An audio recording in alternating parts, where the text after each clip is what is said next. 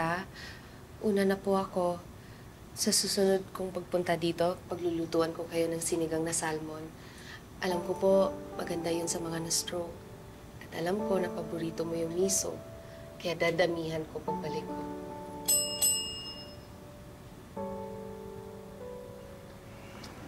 Mamita. Okay na. Wala na niyang malis. Si Farah, maraming pang gagawin. May buhay din naman siya. Pero huwag kayo mag-aalala. Babalik naman siya bukas. Mamita, it's okay.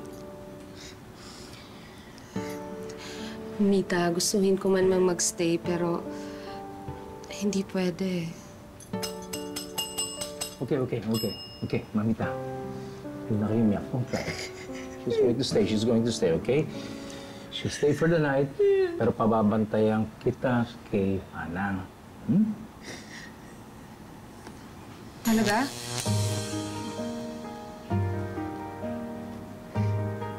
Naramdaman mo yan? Yung kuryente? Okay, Kaya Lucy ka lang naramdaman niya.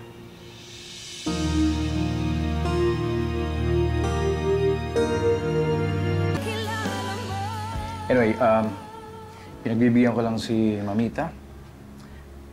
Sasamahan ka ni Manang. Pero bukas kailangan mo na umalis. Sige, Darius. Salamat.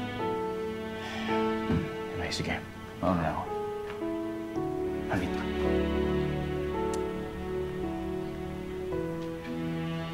Manang Biring!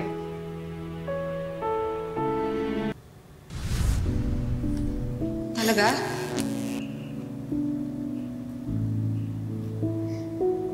Naramdaman mo yan? Yung kuryente? Kaya Lucy ka lang naramdaman niya. Hello, miss! Tingnan mo na! Anong ginagawa niyo sa kotse ko?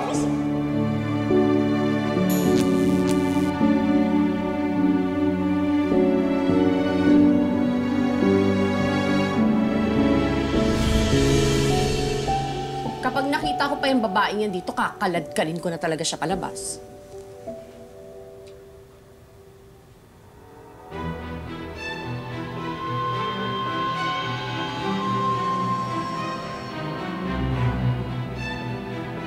Wala na tayong spark. Ha? Matagal na ba tayong walang spark? Kaya nakalimutan mo na rin na tuwing maghahawak tayo, nagkakaroon tayo ng kuryente. Pero lately, parang wala na.